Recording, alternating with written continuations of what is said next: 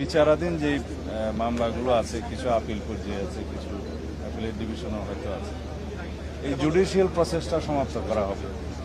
আর অন্যান্য যে সমস্ত রিকমেন্ডেশনস আছে এগুলো আমরা ধাপে ধাপে বাস্তবায়ন করবো ইনশাআল্লাহ। এবং শহীদ পরিবারদের এই জাতিকে আশ্বস্ত করতে চাই যে পিলখানা হত্যাকাণ্ডের যথাযথ বিচার করা হবে এবং ন্যায় বিচার নিশ্চিত করা হবে, যাতে এই জাতীয় কোনো ঘটনা আমাদেরকে জাতীয় জীবনে আর না দেখতে হয় ভবিষ্যতে।